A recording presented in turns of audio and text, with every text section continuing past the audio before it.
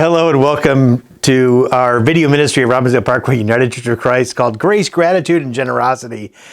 These amazing 3G words that connect us deep into the roots of our faith and understanding. And we are here for you. If you like this video, subscribe and click on that bell and make sure you get notifications for other videos and other pieces of the ministry at Robbinsdale Parkway. We are this amazing, progressive, open community here on the north side of Minneapolis, and we just long to connect with you in the way you are. Now, one of the things it is about living in Minnesota and living, I think, most of the places in the country, people are obsessed. People are really obsessed with what the weather is. Like, that's like the first thing people talk about when they meet each other. It's like, did you know it's going to be 100 degrees tomorrow? Or did you know it's the dew point is this, or the humidity is this, or if you're in a colder climate, it's, you know how cold it is, or did you know the storm is coming, or oh no, it's going to rain, or this kind of thing. Well, it's an interesting thing for me in this world of grace, gratitude, and generosity. I was told once by an older indigenous man who was a big spiritual teacher in his community that he said this. He said, I live in a house of gratitude. I live in a house of gratitude. Every day I thank the Great Spirit for bringing me the sun if it's sunny, or the rain if it's rainy, the dryness if it's dry, or the humidity if it's humid. I live in a house of gratitude. And when there's an experience, a celebration, something that says they come to the spiritual teacher and say, hey, we want a really good day for our celebration. We want to make sure the Sundance doesn't have too much rain or not such squelching heat that it's dangerous for the Sundancers. And he would say, I live in a house of gratitude. And if your spirit is one of gratitude, then the universe knows whether it needs to rain or not on that day. The universe knows how hot it needs to be on that day, because your gratitude is communicating with the presence and the spirit that is around us. I live in a house of gratitude for every day and what it brings and what it may bring and what I can learn from this bringing. Now, I think it's harder these days in the midst of climate change and flooding and wildfires and those kind of things to be grateful for the destructive efforts that the weather sometimes bring, whether it's a tornado or a hurricane or a mudslide that can take away a precious life, or the property people live on, or the shelter that they're grown accustomed to.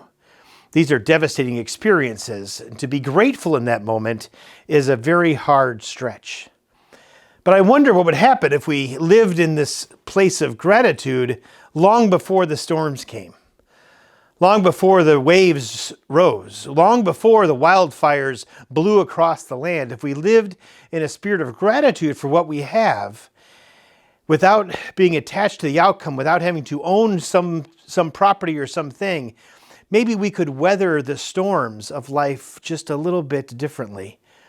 And that's what it felt like when I talked to this great spiritual teacher, was that the weather has a teaching element to it, that if we can find our way to weather the storms and to live in a house of gratitude, could never be taken away. In fact, there's not a strong enough wind that blows through the windiest place in the world that could blow down the house of gratitude. In fact, there's not a wildfire that burns hot enough to burn the building that the house of gratitude is in. There is not a wave strong enough to crash into or flood the house of gratitude. The house of gratitude is the place I live, is what he says. And I encourage us to contemplate what it would mean to live in a house of gratitude. To wake up in the morning and to understand what it means to be grateful for that first breath. When you put your foot on the floor for the first time, how grateful we are for steady ground. If by some chance we hear raindrops on the roof above us or on the window outside, maybe that's just an invitation for gratitude. To live in a house of gratitude is to be completely present into what is in the moment. And even though it is hard to understand the the weather fluctuations and the devastation that weather sometimes brings. Maybe living in a house of gratitude is our pathway to the deepest level of freedom that we could possibly have ever in our lives. So I invite you today to find that place, that living in a house of gratitude in your joy, living in a house of gratitude in your grief, living in a house of gratitude in your uncertainty, living in a house of gratitude in the midst of your anxiety.